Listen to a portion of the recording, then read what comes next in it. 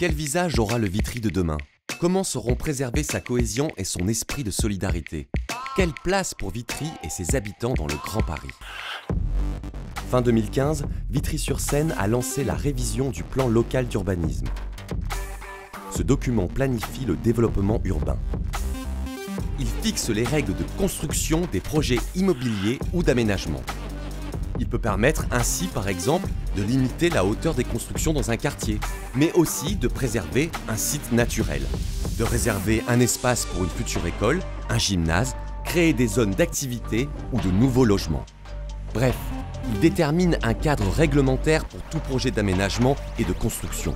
Il prévoit les réponses aux besoins des habitants en fonction des évolutions actuelles de leur ville. C'est donc un outil pour maîtriser les équilibres urbains. Mais avant de déterminer ces règles, le plan local d'urbanisme a besoin d'un socle, d'un fil conducteur. Ce socle, c'est le projet d'aménagement et de développement durable. Il va définir les grandes orientations générales des politiques d'aménagement de la ville qui seront ensuite déclinées plus finement en règles de construction et d'aménagement.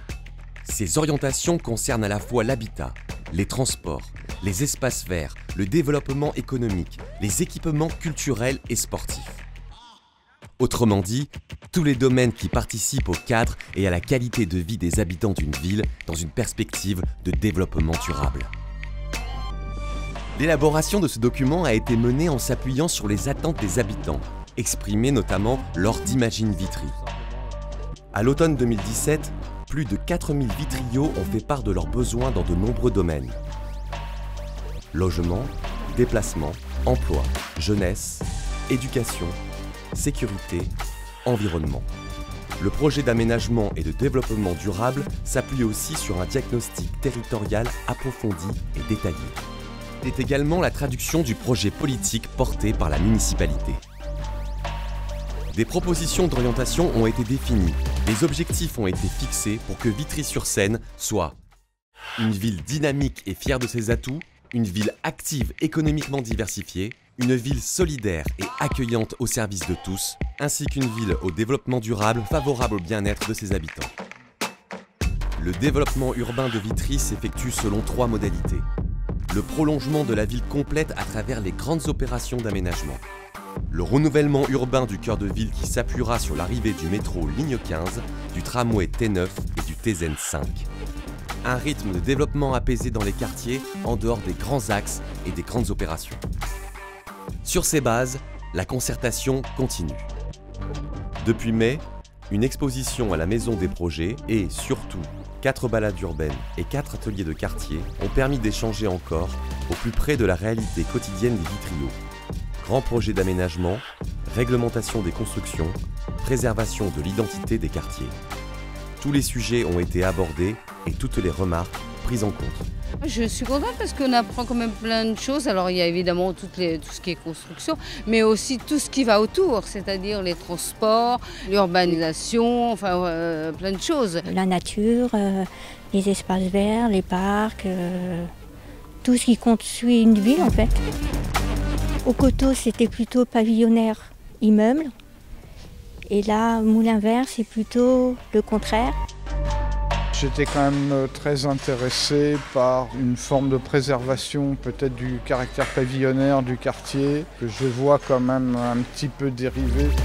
Je crains que Vitry soit gentrifié, quoique les prix augmentent d'une façon que les gens soient obligés de partir, s'éloigner de Paris encore plus. Pour moi, si on veut y arriver, il faut mélanger les gens pour qu'ils discutent. Si on construit des nouveaux bâtiments avec une nouvelle population qui va arriver, ça veut dire que d'un point de vue sportif, il va falloir aussi le prévoir. Comme pour les commerces, comme pour les écoles, c'est exactement pareil. Il faut que les gens puissent vivre en harmonie. Ça serait bien de pouvoir avoir une réglementation qui impose une diversité de commerces, ce qui permettrait déjà de satisfaire certainement un maximum de gens.